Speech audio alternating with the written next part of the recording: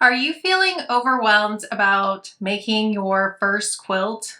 Are you unsure of all the supplies you need to buy?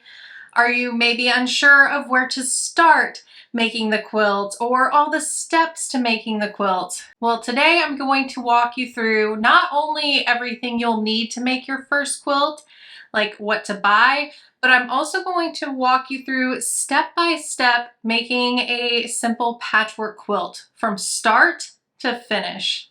All right, let's start with what to buy. I'm going to show you everything that I bought from Walmart recently that I felt like would help someone make their very first quilt. And the reason I chose Walmart is because I think it's a less intimidating place to start than going to a quilt shop and being really overwhelmed with all the fabric, with all the expensive supplies, and all of that. And at Walmart, you can get a really good sewing machine at a price that isn't unreasonable for someone just starting out. I have this machine here that was under $100. So it's a good way to find out if this is a new hobby that you really want to invest more money into. But aside from that sewing machine, here are some things that I recommend. All right, let's start on this side and work over. So the first thing you're going to need is a cutting mat. This one is 18 by 24 inches. I feel like it's a really good size to start out with.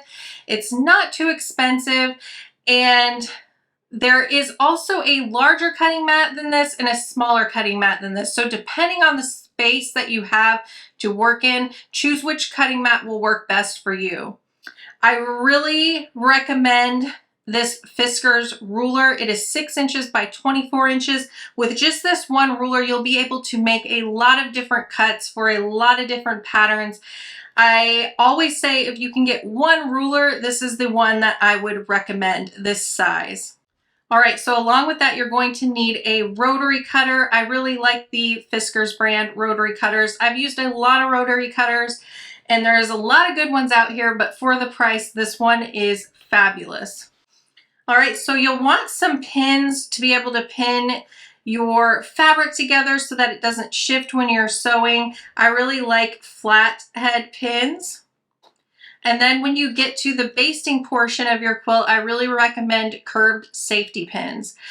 All right, and then you'll need some fabric of your choice. For the front of the quilt or the top of the quilt, I bought 2 fabrics, 1 yard each, that I'm gonna cut down into squares. And then for the binding of the quilt, I bought a yard of fabric.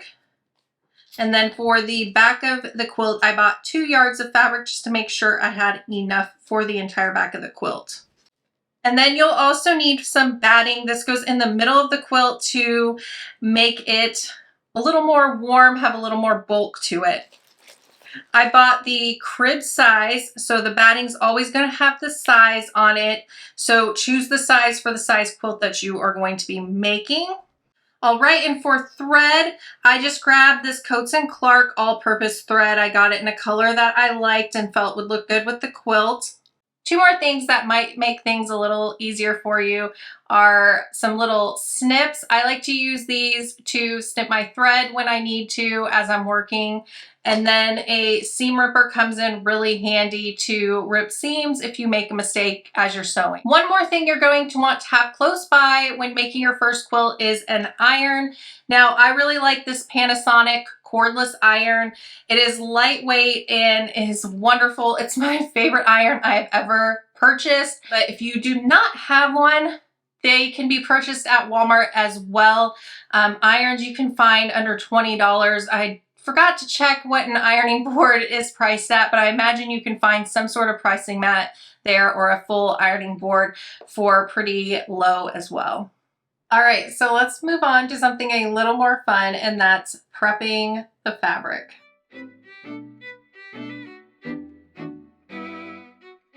So a big debate in the quilting world is whether or not you should wash your fabric before you use it. I'm going to be honest, I don't wash my fabric before I use it. I don't think that's the right way or the wrong way. I think it was just really dependent on you and what results you're looking for in your quilt. By not washing my fabric first, when I finish my quilt and do decide to wash it, I really like the crinkly look the quilt gets from shrinking after I've pieced it all together. And it's not going to shrink a lot, just a little bit. A few pluses to washing your fabric first is that if you're using a fabric that may release a lot of dye from it, that will happen before you piece your quilt together, and you're not going to end up risking having especially red dye run into some of your lighter colors. Now, some fabric that I think you absolutely shouldn't wash first is pre-cuts. So that's jelly rolls, charm packs, layer cakes, things like that. You don't want to wash and shrink up before you use it, because a lot of times patterns that call for things like charms or jelly roll strips are going to need the fabric to be that exact size to work in the pattern. So just keep that in mind when you're prepping your fabric for quilting. All right, so we're going to press this fabric here first. And all we're looking for is to get all of these creases and wrinkles out. This will help us cut our fabric much more accurately. Now, I'm going to be using this small pressing mat here because that's what I have in the area where everything is set up, but it's definitely nice to have a bigger pressing area for larger pieces of fabric like this. All right, so I'm just gonna keep working this fabric until I got all of the creases out. And I'm gonna do that with both of the fabrics that I have. All right, so the fabric is all pressed, and now it's time to cut the fabric.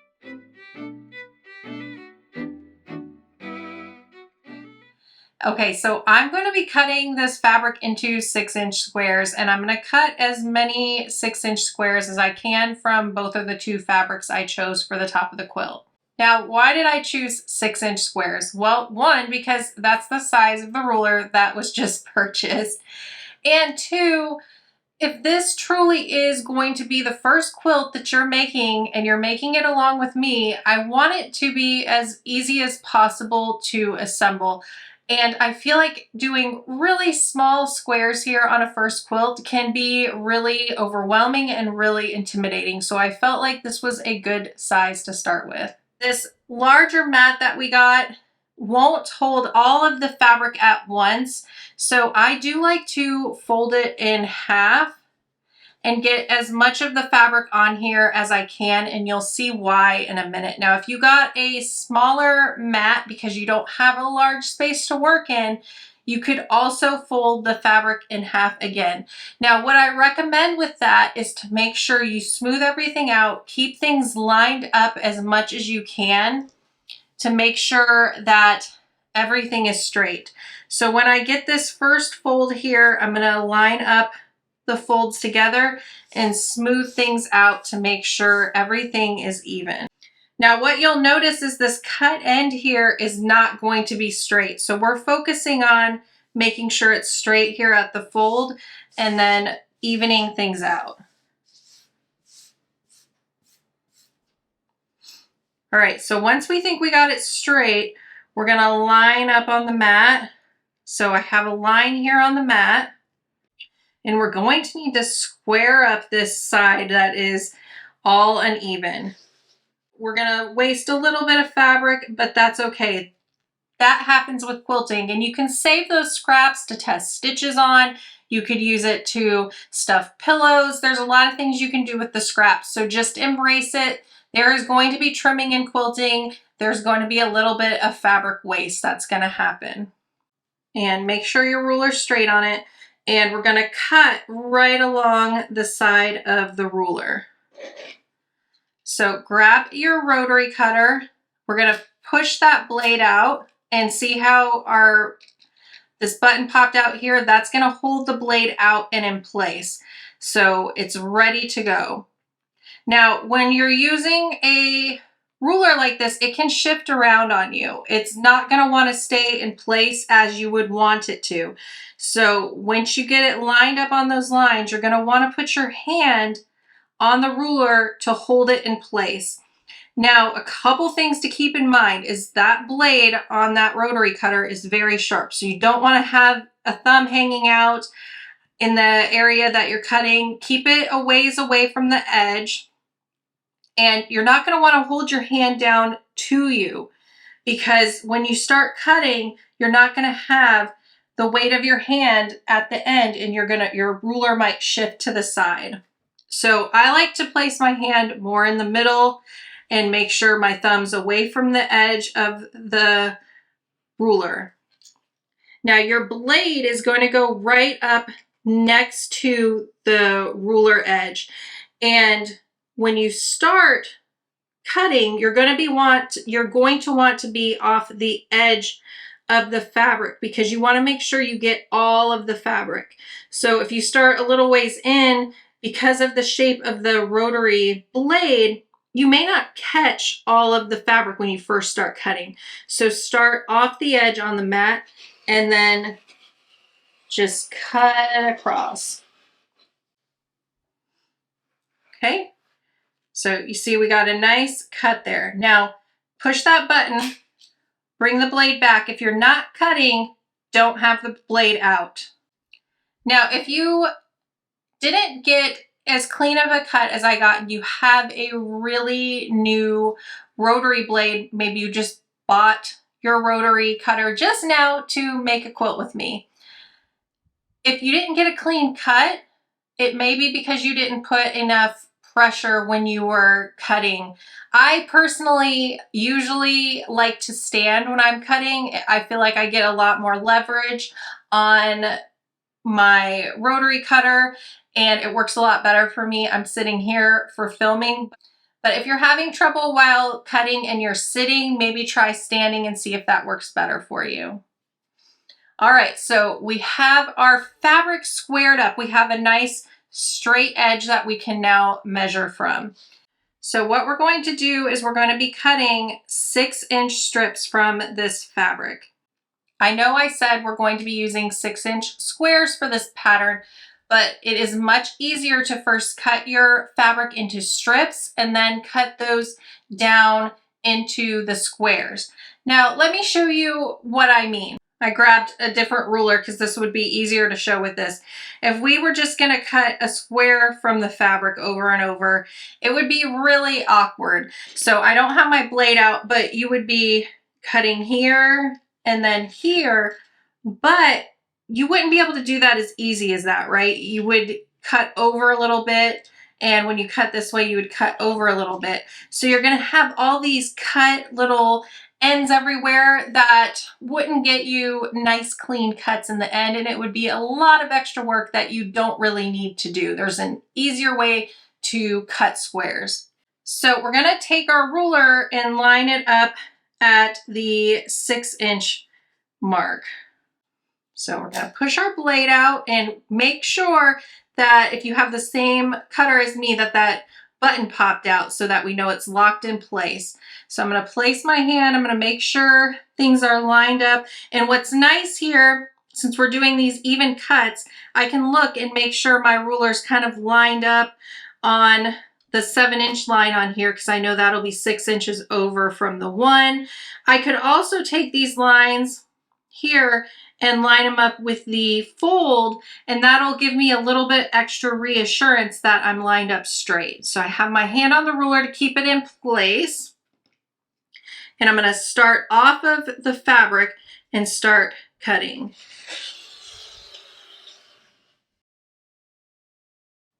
All right, so we have our first strip there, and then I'm going to move my ruler over to that cut line. I'm not going to shift any of my fabric around. We don't want to move our fabric that much until we're done cutting, because that'll keep everything straight and even. So I have the edge of my ruler lined up with that cut line that I just did, and I'm going to cut again. All right, and this isn't going to be 6 inches as it is folded up. So I'm going to handle these two strips right now. I can get another strip from here if I open it up, but I can't cut it on this mat without shifting all this around, and I don't want to shift it if I don't have to. So I'm going to move this to the side. And you see how I'm turning my mat. I turned my mat because I didn't want to have to turn these strips. If I keep them in place as much as I can, I'll have more accurate cuts because I won't have things shifted around. Take our ruler and we're going to square up this side of the fabric. So we have a lot of this selvage end here that doesn't have the print on it. That's not useful for us when we're sewing our squares together. So I'm going to cut at the number 2 inch line here to get a straight cut, kind of just as we did before. Okay, I'm going to hold this in place and I'm squaring up this side of the fabric.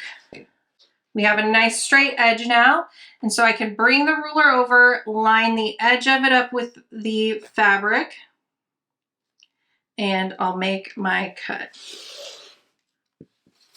Okay, and so I have 4 squares here now, because remember I had the fabric folded over. So look at how nice and perfect those turned out. All right, and so I'm just going to do that again all the way across here. So I'm lining the edge of the ruler up with the fabric, and I can line up the lines here with the edge of the fabric toward me too to make sure I'm getting these nice and square. I'm going to start off on the mat and cut.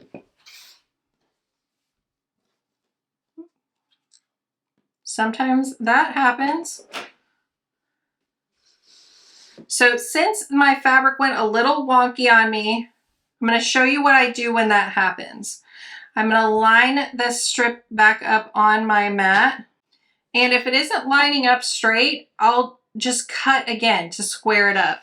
It looks pretty good to me, so I'm just going to line up with the edge of it and I'm going to cut again. Now here I'm going to open these up and I'm going to see if I can get 6 inches from them. It's going to be close. It doesn't look like I'll quite get a nice even 6 inches. So I'm just not going to worry about these. I'm going to either use these in a scrap quilt later, or what I'll do is use these to test stitches. There's a lot of different things I can do with these. So I'm going to set them to the side. All right, so let's go back to that strip that we can get one more 6-inch strip from. And I'm going to line the fold up on my mat again, on a line on my mat. And I'm going to just square up this side. So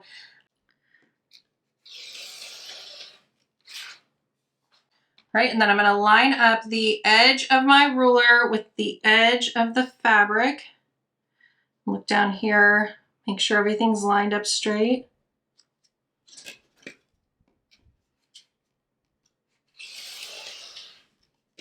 And this I know won't get me 6-inch squares, so I'm going to set this to the side. Then we're just going to go back and cut this strip the same way that we did the other strips. Just we'll have one this time. So I'm going to trim off one side to get a straight edge. So my cutting must have gone a little bit wonky because I don't like the way this is lining up. So if that happens and you see it getting a little off, just trim up a side. Like I said, it can just happen where you get a little bit of fabric waste. That is going to happen sometimes. It's better to have accurate cuts than to just keep going and try to save your fabric. All right, and I'm going to move this to my scrap pile, and then I have 2 more squares here. All right, so let's talk about what you can do if you have been cutting for a while and you're just not getting those accurate cuts. Things are just off. Your ruler's moving around. You can't get it to hold in place to cut. Maybe you have some hand strength issues, some grip issues, different things like that. So if you're struggling to get those very accurate cuts, I highly recommend the Quilter Slidelock.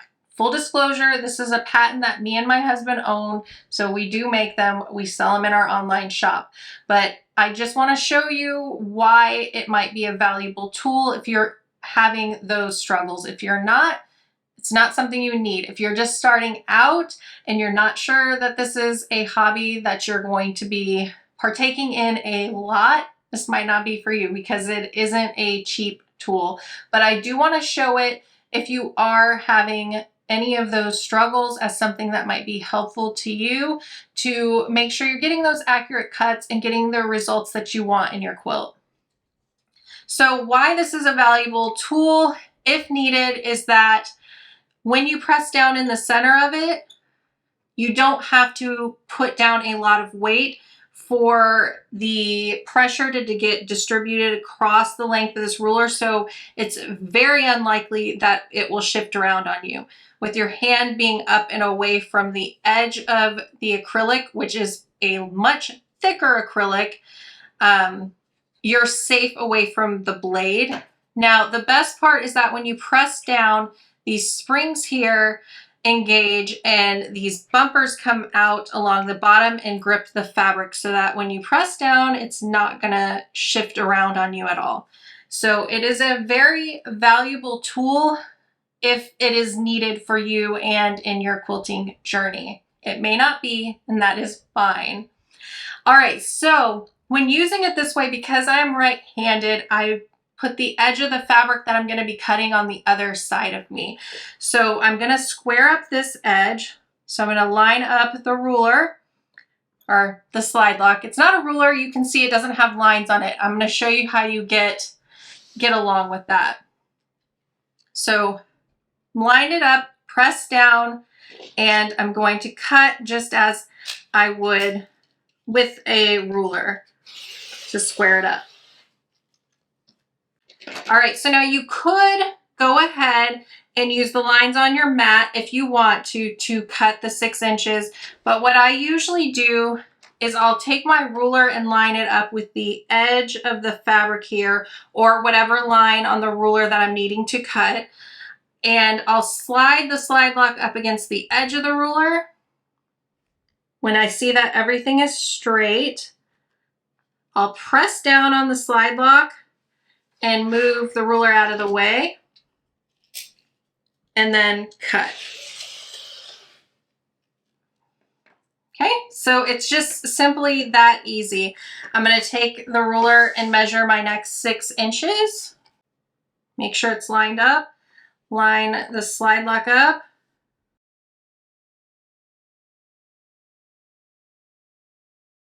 Okay, I'm going to move this to the side and I'll cut my squares from that in a second. And then I'll just move on with the same steps as I did before.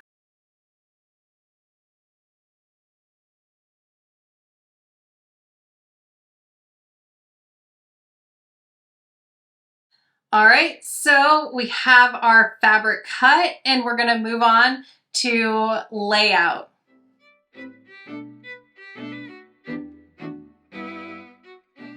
All right, so when I counted my squares, I found out I had 30 print squares, 30 blue, and for a total I had 60 squares. So I figured out how many squares I would have in each row and how many rows I could have to get the most out of these 60 squares. So I found out I would have 7 blocks in a row and I could do 8 rows. So that would be 56 squares, so not exactly 60. I could have done 6 squares in a row and had 10 rows, but that would have made an awkward shaped quilt in my opinion. So I'll have 4 extra squares and that's fine for me. So to find out about the size my quilt would be with this, I know I had 6-inch squares here. Now after sewing these squares, they're going to be 5.5-inch finished squares. And the reason I know that is because I try to sew with a 1/4-inch seam. So there's going to be a seam along all sides of these squares, and that's going to give me a 5.5-inch finished square. So with doing some math and knowing I have 7 squares in each row, that would give me 38.5 inches. And with having 8 rows, 8 times 5.5 is 44 inches. So I know my quilt's going to be about 38.5 by 44 inches. So if you want to make a larger quilt than this, you would just either need to get more fabric in each of the 2 colors if you want to do a checkerboard patchwork quilt along with me, or you would pick out some extra fabrics. Okay, so for the layout, it works really nice with more complicated quilts to have a nice place to be able to lay them out. And I just will lay out the squares and make sure I like the design. So again, we're having 7 squares go across here, but we're alternating them to get kind of a checkerboard look.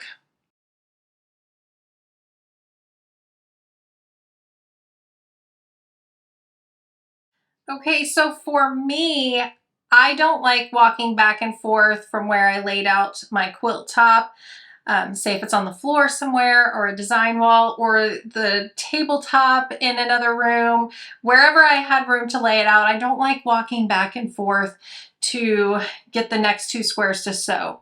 So what I'm going to show you and what works really well for me when I have squares like this in a row is I like to stack them. So you see I have some scrap pieces of paper here.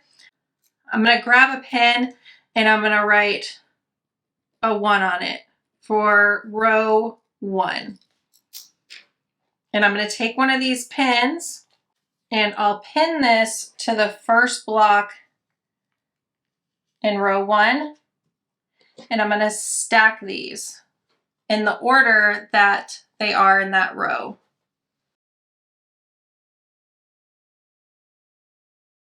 And now that I have a little more room here, I'm going to go ahead and write a 2. And I'm going to pin that here.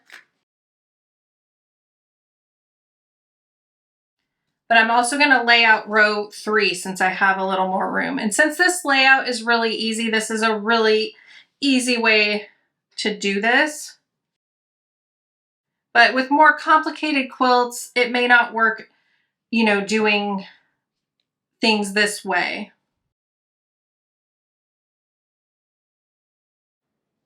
All right, so I'm going to get the whole quilt laid out. I just have a few more rows to do. All right, so we have all of our fabric squares ready and organized to make the quilt top, but first we need to set up the sewing machine.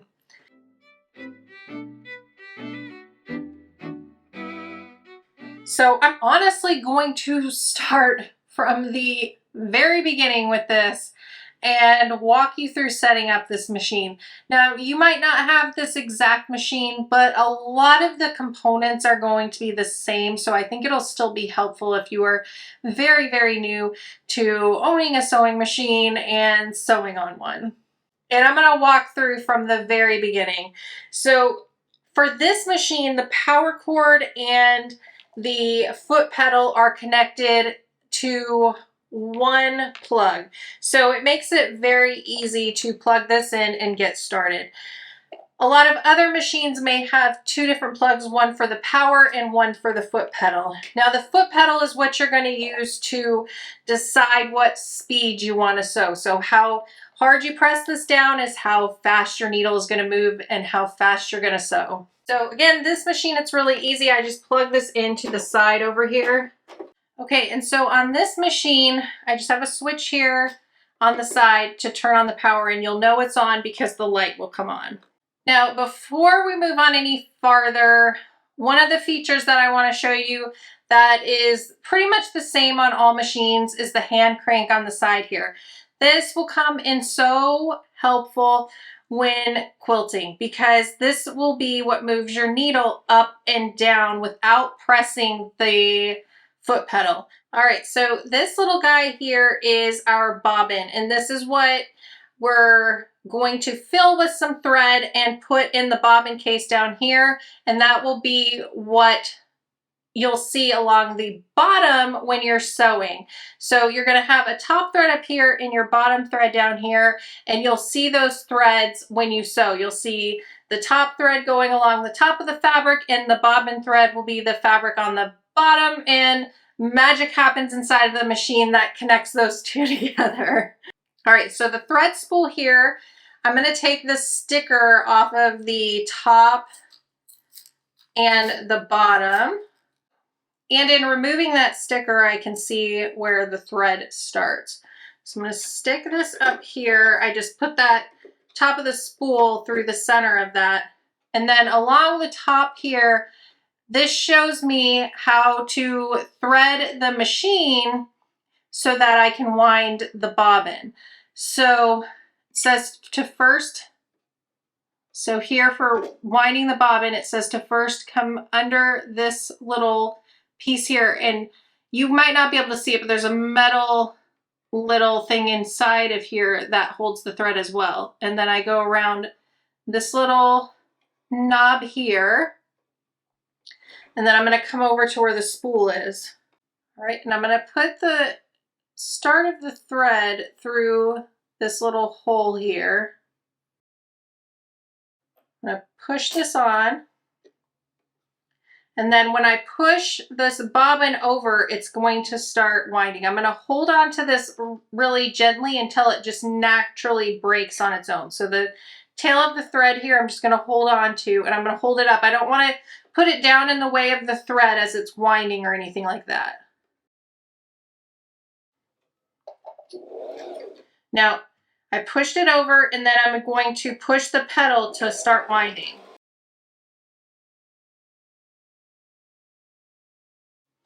All right, so this thread hasn't broken on its own, but it's wound enough that I can go ahead and cut it. Sometimes it'll break on its own, but this isn't cotton thread, which I normally use, so I think it's just a little bit stronger. So the nice thing about this machine, and honestly most machines, is when the bobbin is full, it's just going to stop. So even if I push the pedal, it's not going to want to keep winding the bobbin. All right, so I'm going to cut the thread, then I'm going to push this back over and pull off the bobbin. Now, one thing to keep in mind, because this has happened to me before, if your machine isn't working quite right and it's kind of making a different noise, sometimes it's because this isn't pushed over all the way. So it can, this one's not going to let me, but I've had a machine before where it doesn't go over all the way and I'm like, why am I not sewing? Just remember this needs to be pushed over so that you can actually sew with your needle. All right, so this spool is going to actually stay up here for sewing, but I want to show you where the bobbin goes and how to thread this machine for sewing. Okay, so first we're going to put the bobbin in where it belongs. And to do that, we're going to remove the bobbin cover. And then we'll see that we have some diagrams here that help us know how to put the bobbin in properly. So first we're just gonna drop the bobbin in, and the thread is going to be going to the left per the photo there. So we don't want it wrapping in front. All right, and then when we do that, there's this little metal hook toward the front of the case here that we want our thread to hook into. All right, so it's just gonna tuck behind this little metal hook, and then it's gonna come up here and we'll cut the thread. And then we can just go ahead and put the cover back on. That's it for the bobbin. All right, so before we move on to the top thread, we'll also take a look at a few other things on this machine. So here we have a knob that allows us to choose different straight stitch lengths, some zigzag stitches, all different types of stitches on this machine. And then here we'll also have our button to go in reverse if we need to, and back stitch. All right, so we're gonna thread our machine now with the top thread.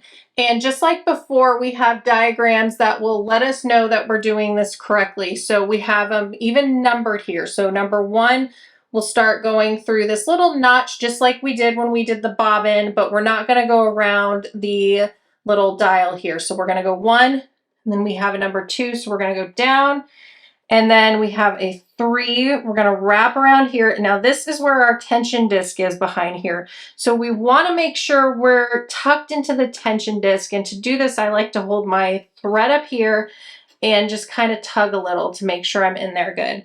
Then I'm going to come up and loop around here. Number 4, there's a little metal hook kind of in here that we're going to make sure our thread is in, and then we're going to come down, and there's a little notch where the needle is that we want to get in.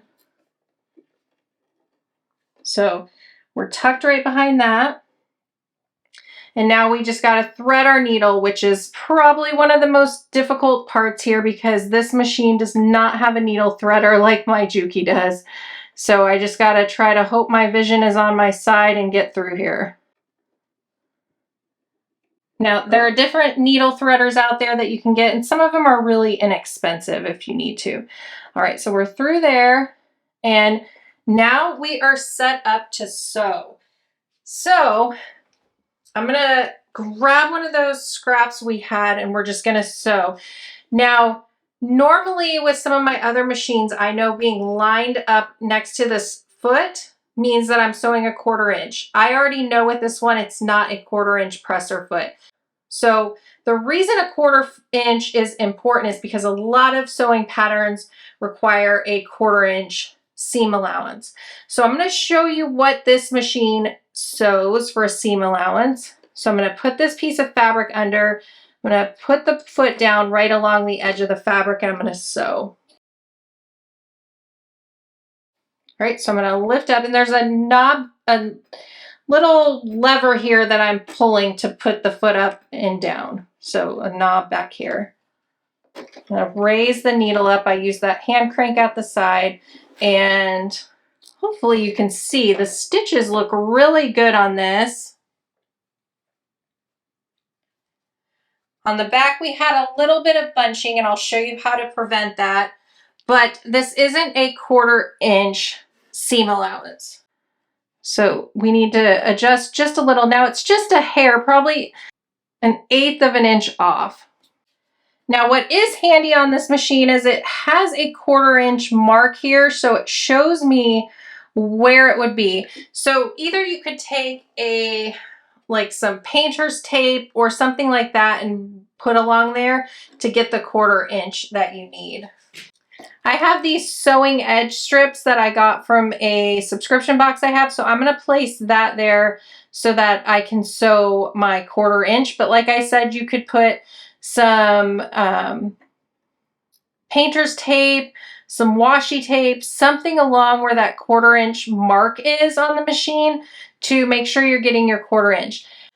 Okay, so I put the tape down on the machine at the 1/4 inch mark, and it's really hard to see filming where that mark is on the machine, but you'll see it on your machine. It's usually marked. If not, you can measure with a ruler to find about where that 1/4 inch is. And if you can see here, I went ahead and sewed next to that edge that I put on my machine, that piece of tape, and you can see visually the difference between the two. So that's why the 1/4 inch and perfecting that seam is really important with quilting, especially if you want to follow some different patterns out there, because it does make a difference. So if I line up this ruler on the 1/4 inch line along the edge of the fabric on this side, you can see where the stitches are, and it's about 1/8 of an inch away. And then if I measure on the other side from the edge of the fabric, you can't even see where my stitches are because it is right along that edge of the ruler. All right, so when you get that 1/4 inch set up, when you get your tape, or if you have the 1/4 inch foot for your machine, I would suggest before you get started on your quilt to practice sewing that 1/4 inch seam.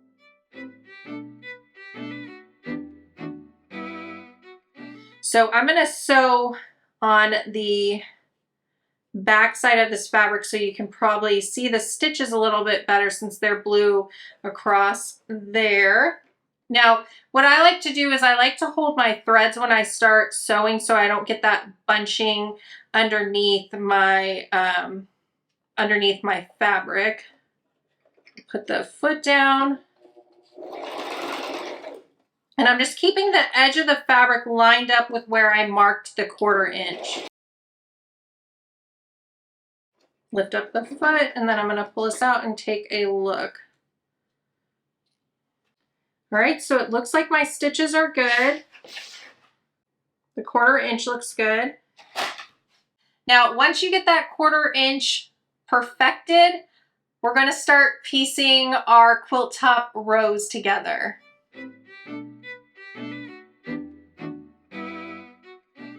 All right, so remember I showed how I like to stack my rows, and I'm just going to find where the number 2 is.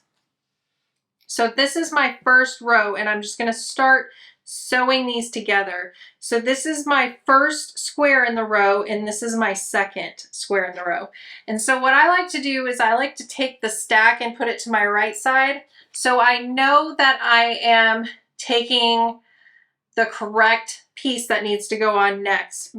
Make sure the pin that you put in to mark the start of your row is away from the edge. You don't want to accidentally sew over that pin. So I'm going to take this second square in the row and I'm going to place it right sides together on here.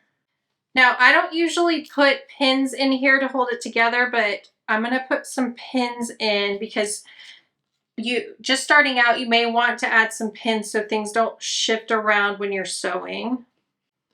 Now I'm just going to take this and I'm going to sew my 1/4 inch seam across here. So I'm going to line this up where I marked the 1/4 inch. I'm going to lower the foot. I'm going to hold on to my threads so I don't get them all bunched up underneath there. And I'm just going to start sewing. Now I remove my pins as I sew because we don't want to sew over them. If our needle in our machine hits the pin, it could break the needle. I've heard people say that the broken needle piece has flown and almost hit them in the eye. It could fall into your machine and break your machine, so you don't want to run over those. Now I'm keeping my fabric lined up with that tape I put down. And when I get to my next pin, I'm going to pull that out as well.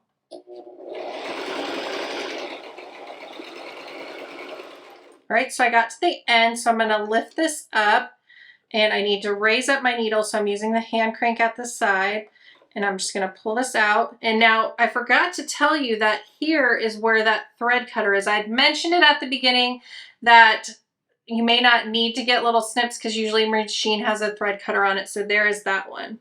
All right, so we have our first 2 squares sewn together.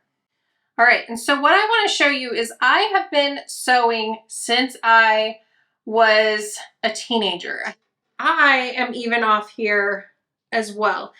Why I'm pointing that out is because if you are truly making your first quilt along with me and you're getting frustrated because things aren't lining up perfectly, they just might not always line up perfectly, no matter how long you've been doing this. So don't get so frustrated with yourself that you don't want to keep going. Making quilts is so much fun. And it isn't about just these 2 pieces. It's about how the whole quilt is going to look together. And those small little imperfections aren't going to be noticeable when you get the whole quilt done. So just keep going and keep working on it. All right, so we have 2 sewn together, and remember we're going to have 7 squares in this row. So we'll have 5 more over here that we need to sew on in that same manner. So let's go ahead and get sewing. We're going to place the 3rd square in that row, right sides together on top of the other one, and we'll put some pins in. So line up under here. I'll hold those threads and I'm going to sew across here.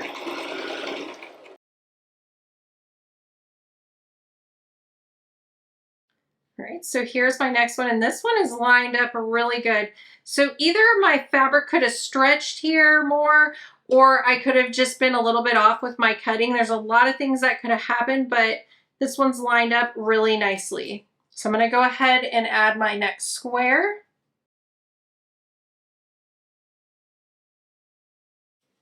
and we're gonna sew.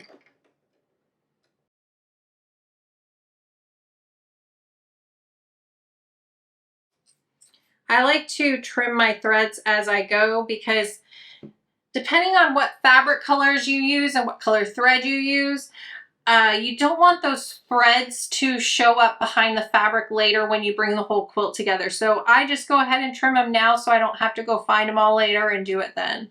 All right, so we have 4 squares sewn together now. I'm gonna add another one on.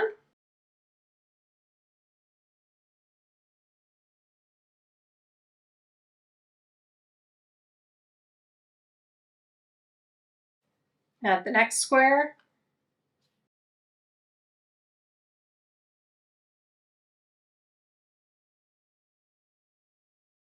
All right, and we have the last square for our row 1 that we're gonna sew on.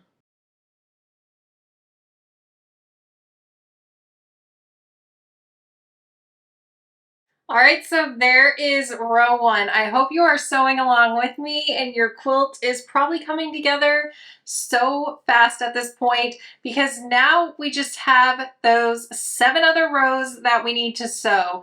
So we're gonna sew those together in the same exact way that we sewed this first row. So I'm gonna find where row 2 starts and it ends just before row 3. I'm going to place the first block on that row to my left and the rest of the stack to my right so I can just keep bringing them together like I did with row 1. So let's get to finishing up all these rows. Okay, so all the rows are now sewn together. So now we are going to move on to pressing the seams in the rows.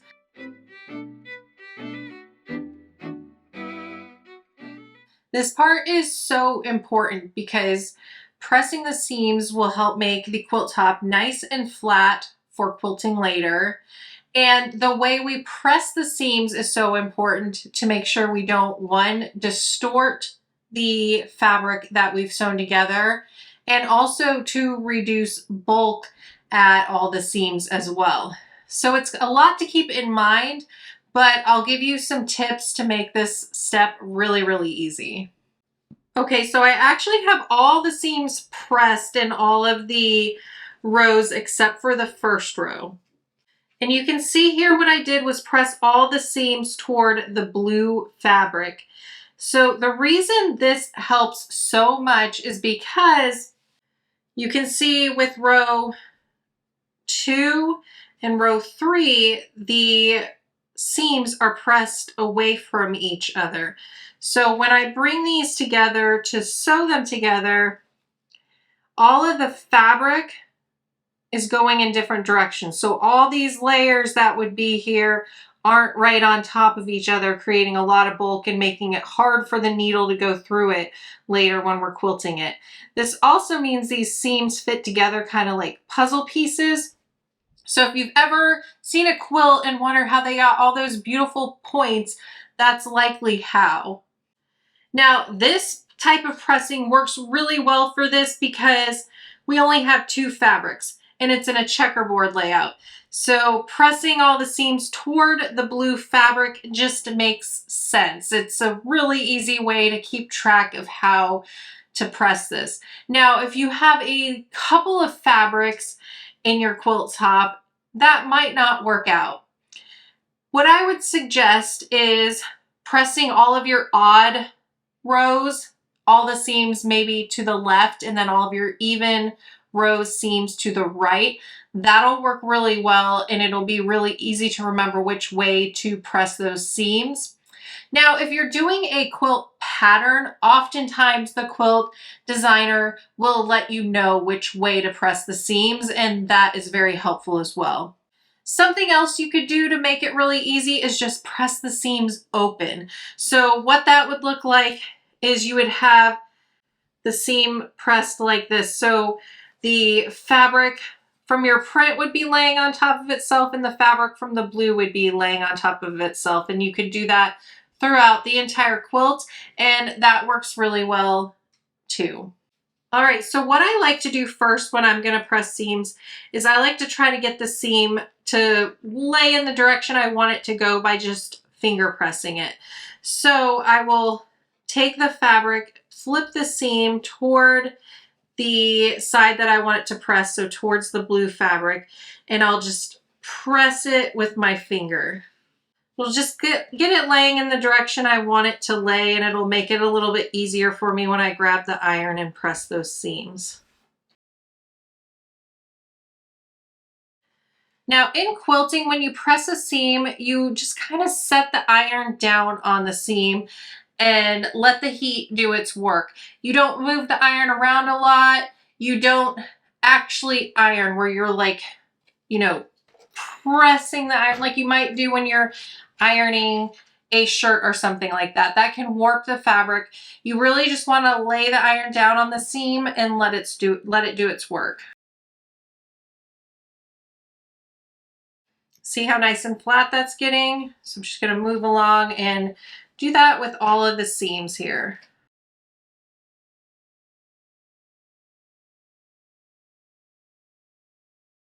All right, now that we have all of the seams pressed, we're going to move on to sewing all these rows together.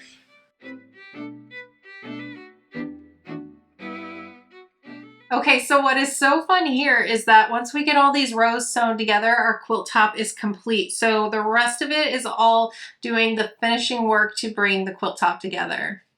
All right, so I'm gonna grab row 1 and row 2. And all we're going to do is place these right sides together. And what I like to do is line up all those seams that we have.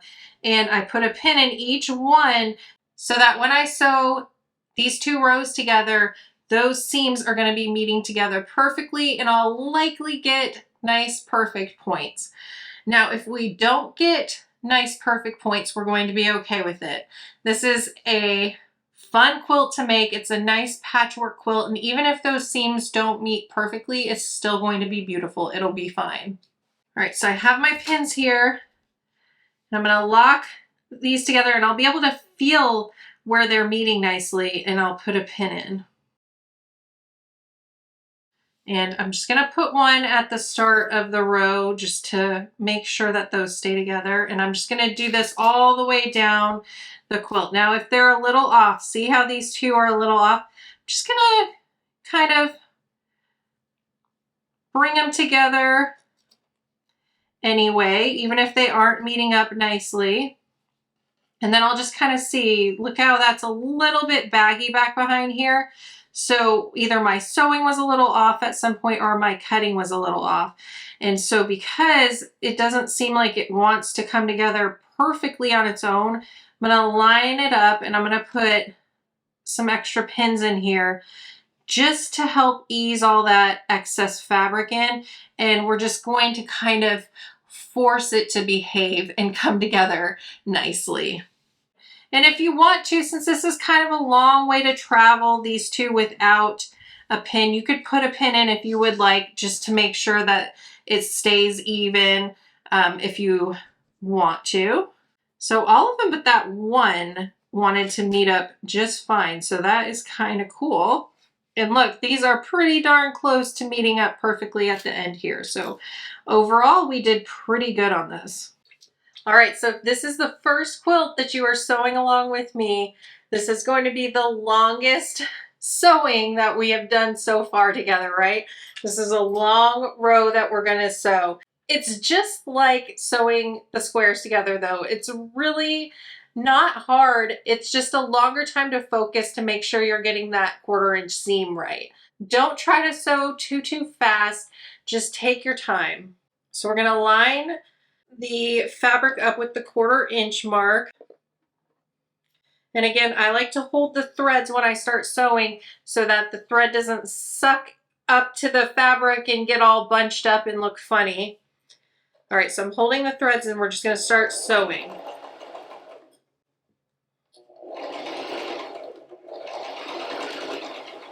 I'm making sure the edge of the fabric stays lined up with my marker here that I put.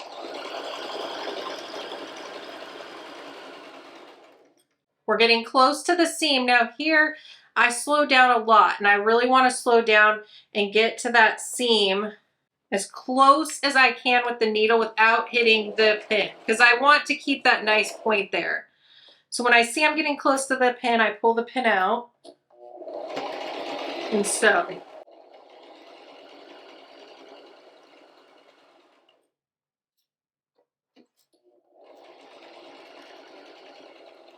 All right, I'm getting right up to the seam. I'm gonna pull the pin out. I don't want to run over it.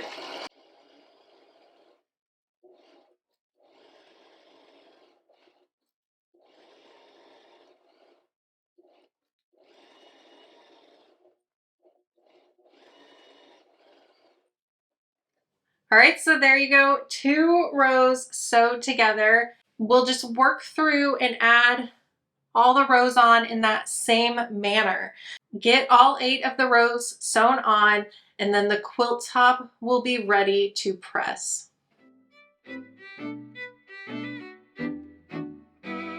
All right, so the quilt top is sewn together. I have all the rows sewn. So before we base this quilt though, we're going to want to make sure all of the seams are pressed very, very flat.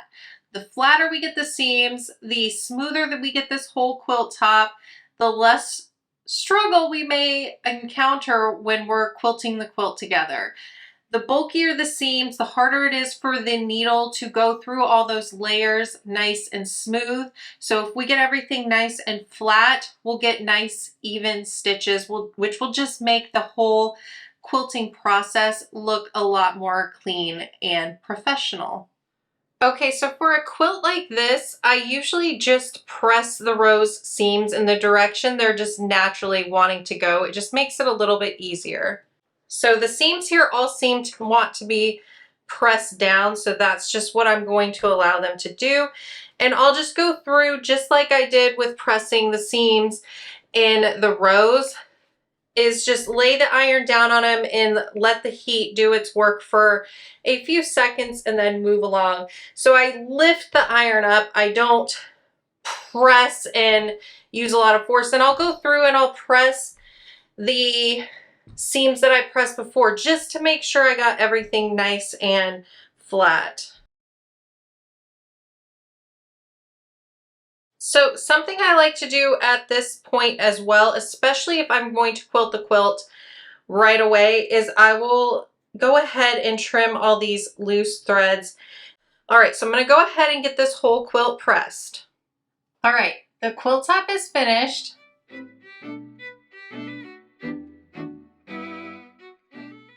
So now it's time to base the quilt. So we're going to bring 3 layers together: the backing fabric, the batting, and the top of the quilt. So what you'll need to do this is a space that is big enough to lay your quilt out flat, whether it be the floor, a table. You'll just need a space so that you can get everything nice and flat so you can bring all the layers together in some way. I'm using those curved safety pins I showed you at the beginning of this tutorial.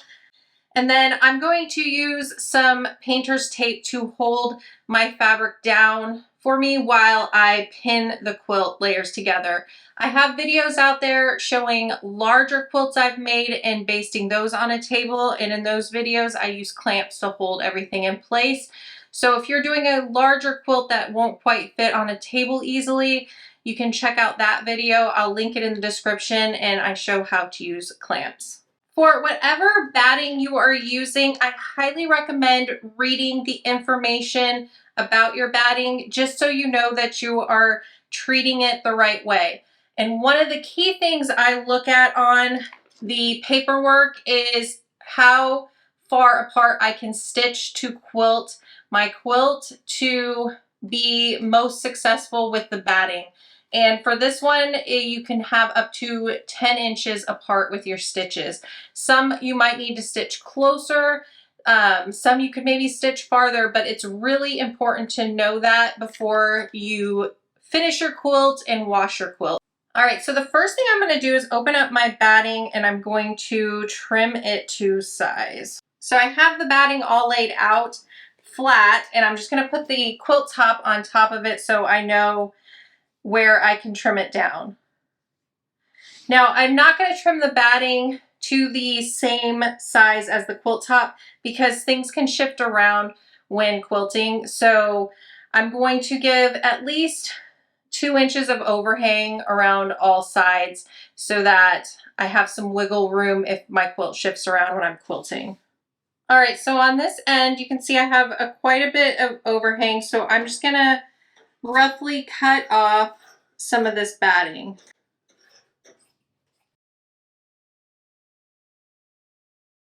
All right, so I'm gonna go ahead and trim the backing fabric down as well. So I know the width of the fabric is wider than my quilt top. So I know that that is perfect. Like you can see there's not much overhang at all.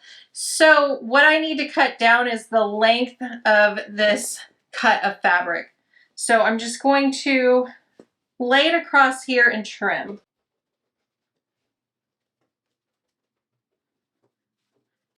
Now, in some instances, you are going to need to piece your fabric together to get it large enough for a bigger quilt. Just got really lucky here that this quilt ended up the width of this fabric. All right, so I'm gonna roll this up gently and set it to the side while I get the backing set up. And I'm just gonna keep smoothing it out as I roll it. Make sure it stays nice and flat for me. And I'm just gonna set this to the side for a second. So once I get the back of the quilt laid out, now if you are using a fabric that has a print on it, make sure the print is facing down towards your table, okay?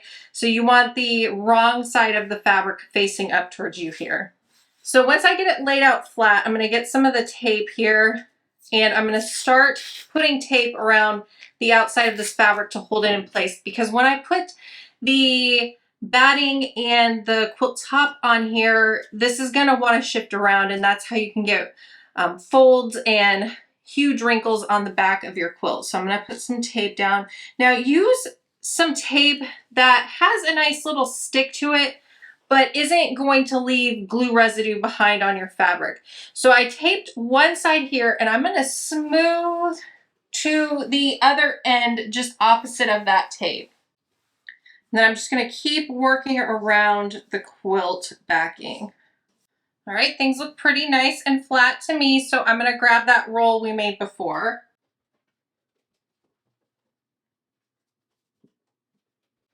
And once I have it lined up pretty straight, I'm just going to unroll it gently.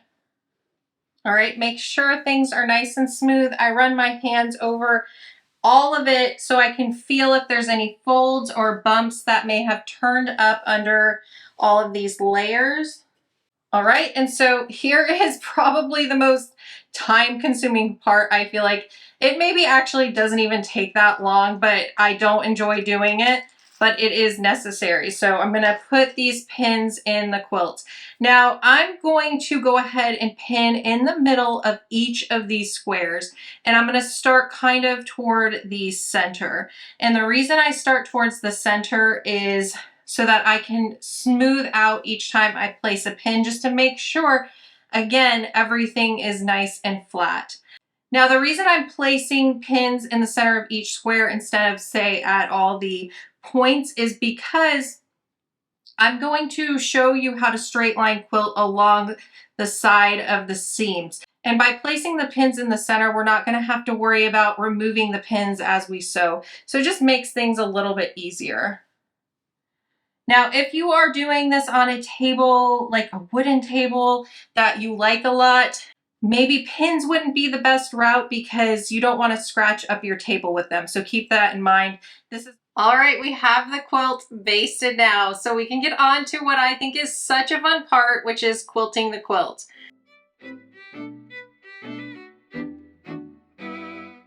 Now, before you start quilting the quilt, I have 2 things I want you to check.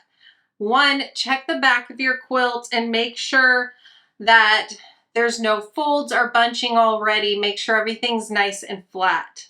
And then another thing I want you to do is get a sample little quilt sandwich put together. We had backing scraps, batting scraps, and scraps from the top of the quilt. So get a little layer together so that we can check our stitches before we start quilting.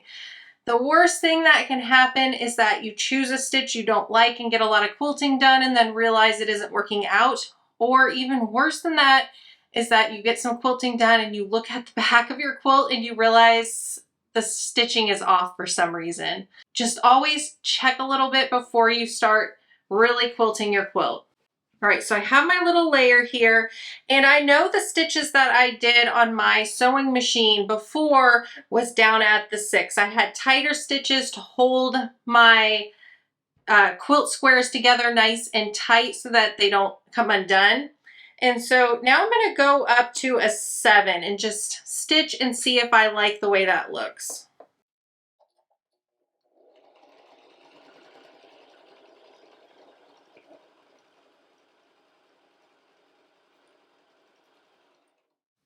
Right, so you can see them a little bit better on the back here.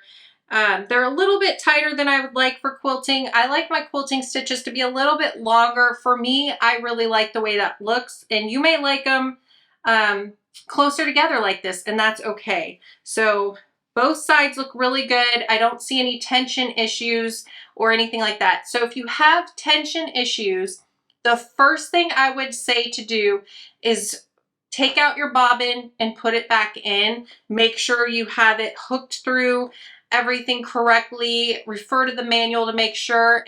And also you could rethread your top thread. Make sure that it's in the tension disc really well. Remember I talked about holding on to the top and making sure that it's in those discs really well, and thread back through your machine. Most times that will fix that issue. You could also put in a new needle. There's a couple things you can do before you start trying to turn any of the tension wheels on your sewing machine. I'm going to go up to the 8 on this machine and see how I like those stitches. So I like that a lot better. The stitches are really pretty. I don't have any issues on the back or on the front. I'm going to go to the 9 on here just to see if I like that one more, because why not? I do like that one too, but I think I may think it's a little bit too long. I think I like 8 a little bit better. So I'm gonna flip it back to that. But you can see here how it's so helpful to test those different stitches. All right, so one more thing I encourage you to do before we jump in together and start quilting our quilt is to check your bobbins. See how full it is. Maybe if you have some extra bobbins, you could wind a few, because you're probably gonna use up more than one bobbin to quilt your quilt. So I always start off in the batting, and I try to start somewhere near the middle of the quilt so that if I need to, I can press out the fabric. On a quilt like this, that's just a patchwork quilt, I really like to just do straight stitches right along the edge of the seams. I really like the way that looks personally. Now, a couple things to keep in mind is you don't want your quilt dragging and getting caught on your table or anything around you. So I always pull the quilt up on me so that it's not catching on anything when I'm quilting. If you feel like it's getting too hard to sew or things aren't sliding through smoothly, it probably means your quilt is caught on something. So stop sewing and adjust it a little bit. Now, when you stop sewing, make sure your needle is down before you start adjusting anything, because you could accidentally pull your quilt away from where the needle stopped sewing, and you're going to have a weird wonky looking next stitch if that happens. It's really hard to get lined up back right, and if you pull away too far, you're going to have some long threads that aren't going to, you know, make some nice tight stitches in the next few stitches. So go slow here. Sometimes this can be a little bit boring and monotonous, just sewing long pieces of quilting, so you can start wanting to go really fast. I want to go fast too all the time doing this, but it's really important to kind of stay as slow as you can. One, because it'll help prevent the fabric from shifting around, but two, it'll help you keep nice and lined up along the seam edge there, if that's how you're choosing to quilt your quilt.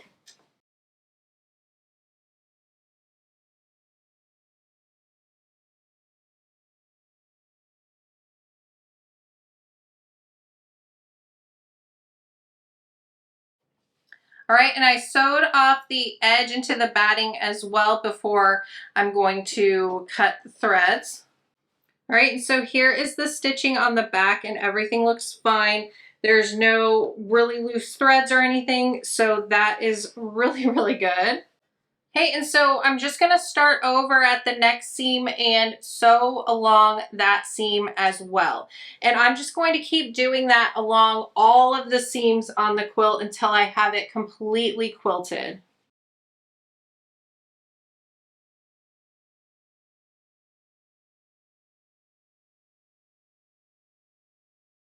All right, the quilting is done on this quilt, so all we have to do now is trim up around it and bind it.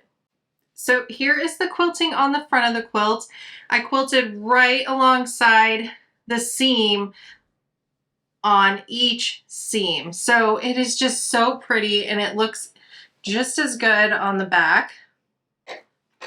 All right, so to trim up the quilt, all we're gonna do is take a ruler and I just lay right against the edge of the quilt, and you can use seams along here to get the ruler somewhat straight if you need to.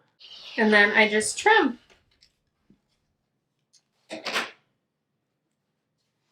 right, so we're gonna do that around the entire quilt. Now that the quilt is all trimmed up, let's make the binding.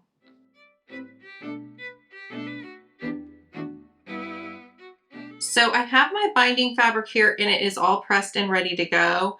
I think I will only need 5 strips to go around the entire quilt. However, I always cut extra binding. I save any excess binding for scrappy bindings for other quilts. So for me, it's fine if I have a little bit more.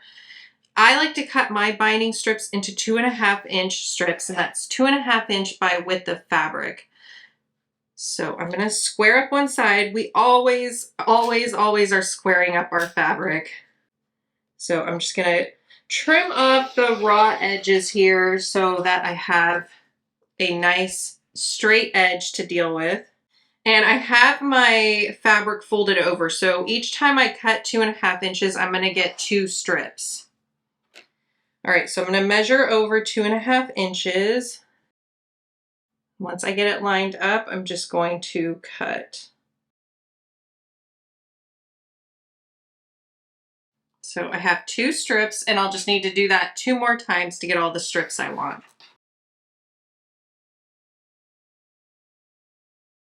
All right, so one more thing I like to go ahead and do is cut off these selvage ends before I piece these strips together. All right, so I'm just gonna trim them right off. All right, and so now all we are going to do is sew these strips together end to end. So you're just going to line them up right sides together and sew a seam across here. You could do it at 1/4 inch if you want. I usually do at least 1/2 inch just so that I can press it nice and flat open so I have less bulk for the binding. All right, so I have my strips all sewn together and now we need to press it. So here's my strip here, and what I like to do first, just to make things easier, is I'll go to all my seams and I like to press them open. If you want to press them to the side, you absolutely can. I just sew mine wider so that it's much easier to press them open and get them to lay nice and flat. So I'm just going to press that open. And I'll go through and find all of them and just go ahead and get them pressed open. It'll just make it easier for the next step.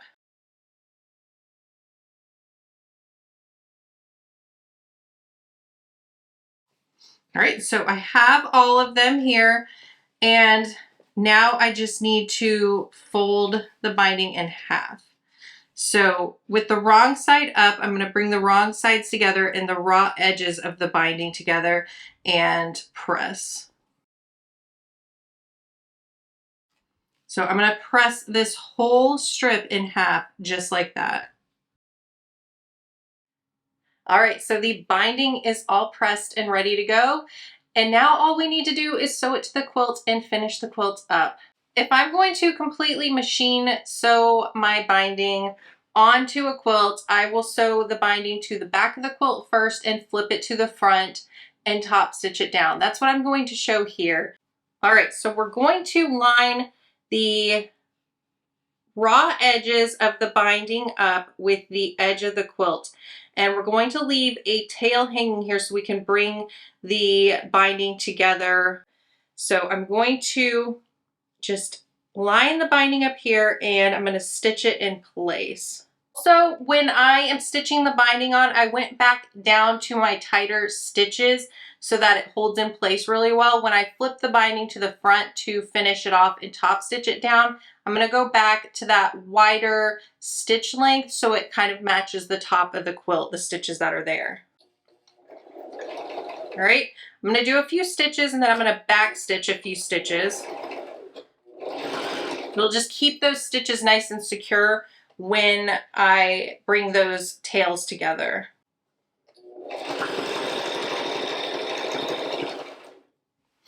And we're just going to go all the way around the quilt. The only tricky part you'll really get to here is the corners, but I'll walk you through it. We'll be fine.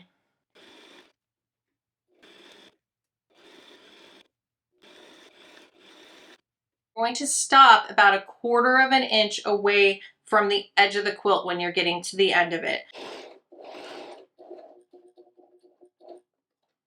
So once I stopped, I put my needle down.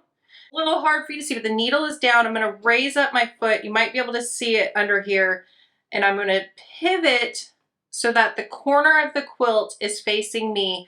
I'm going to put the foot back down and I'm going to sew to that corner. I do a back stitch there, raise the needle up, and I'm going to take this out and show you what it looks like. So I'm sewing along here and I stopped sewing and put my needle down, pivoted and went to the corner of the quilt. So you can see how I sewed right to the corner of the quilt there. Now what we're going to do is we're going to take the binding and we're going to fold it up. And you see how we have this beautiful corner here. It's going to create a really nice mitered edge here on the quilt. So I folded it straight up and you can see how the binding, if I had all of it up here, would be going straight up.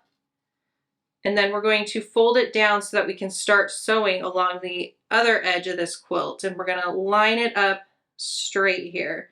If you want to, you could put one of your needles in to hold that in place.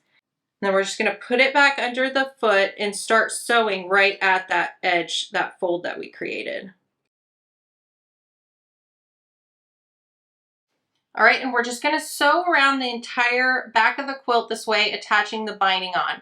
When you get around to where we started sewing the binding on, you're going to want to stop sewing about 10 to 12 inches away from where we started sewing the binding on. We want to give ourselves enough room to be able to cut the binding and join those tails together. Okay, so we have the binding sewn onto the back of the quilt, and now we need to trim down these tails here on the binding. So I like to find somewhere that's kind of in the center of where I started sewing and where I stopped sewing, and that's where I cut one of the tails. So I'm going to get it straight. Now you could use your rotary cutter and your mat if you want to. I'm just going to mark where I want to cut so that I know it's nice and straight. Okay, so I'm going to trim this tail down. And then this other end here, make sure you have this laying flat across here. And I'm gonna mark where these two would meet, not all the way across, just where they would meet. I'm gonna go ahead and mark a 1/2 inch away with a 1/2 inch overhang. So I have that mark where the cut one is meeting, and I'm gonna go over a 1/2 inch and mark where I want to cut. Make sure it's straight. So I'm looking at points along here so that I know I'm lined up straight, and I'm gonna mark.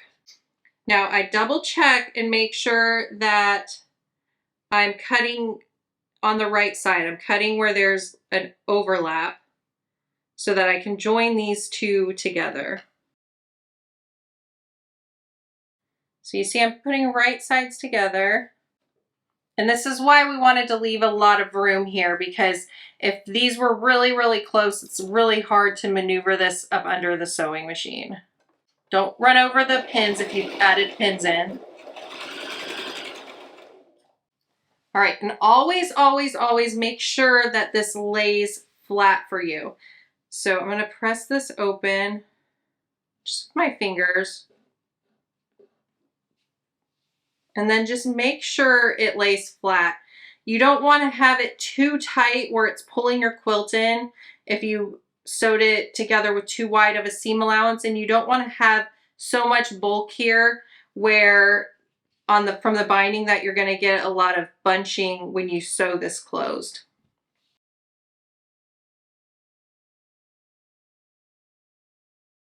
All right, so there we go. We have the binding sewn on. And now what we're going to do is just flip it to the front and sew it in place. Now, when you bring the binding to the front, there's a few things you can do to keep it in place when you come to stitch it on. There are clips that you can buy that are called Wonder Clips that are perfect for holding the binding in place for you when you top stitch it in place.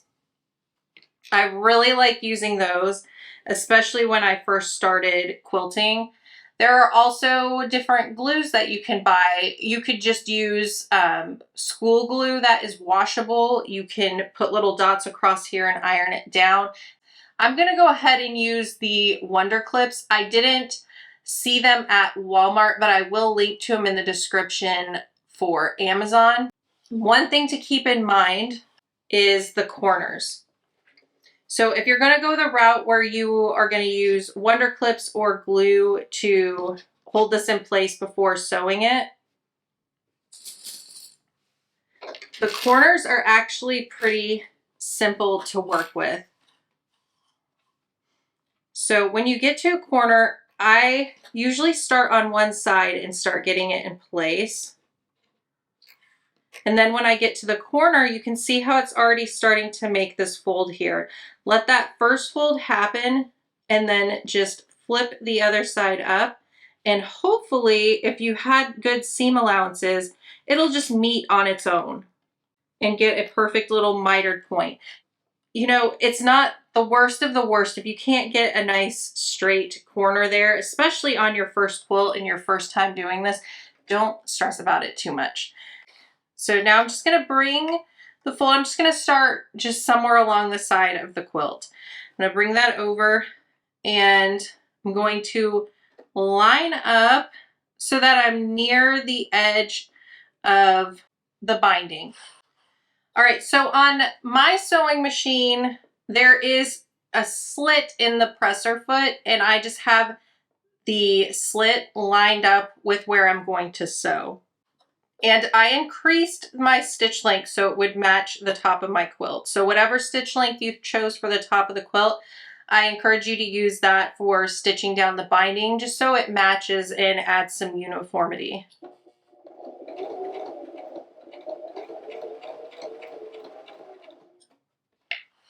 I'm going to go relatively slow around here because I want to make sure that I am staying as straight as possible, that I'm catching the binding, that my stitches stay nice and even.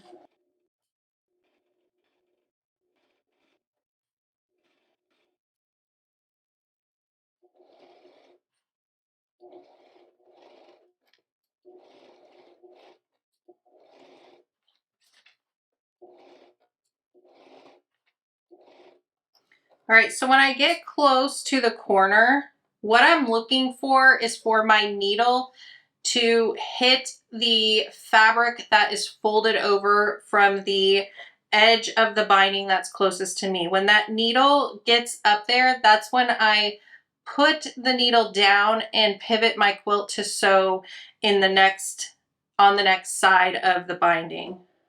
Something else you can do if you don't want to sew too fast is just hand crank till you get that needle touching the next fold. All right, so I have my needle down and I'm going to pivot the quilt around. And then now I can start sewing along the next side of the binding. All right, so I'm going to sew this same way around the entire quilt. When I get to where I started sewing, I'm going to cross over those stitches to help hold them in place. So it's kind of like back stitching there, but I'm just overlapping them a little bit. Oh my goodness, check this out. Our first quilt together is finished. Oh my goodness, this was so much fun to make, and it is a good reminder to even me that just a simple patchwork quilt can turn out so beautiful.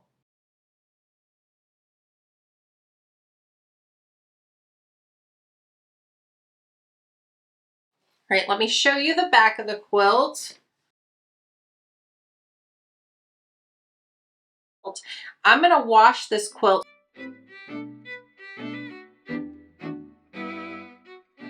So how I wash my quilt is I honestly just throw it in the washing machine with detergent. I wash my quilts on delicate and I dry them on low heat. You can refer to your batting. Again, it'll let you know if you can machine wash your quilt or not. One thing I usually do with my quilts if I haven't pre-washed my fabric is there's a product called color catchers. I'll toss one or two of those into the washing machine with my quilt when I wash it so that if the fabric does bleed any, the color catchers will help absorb that dye so that it doesn't stain your quilt.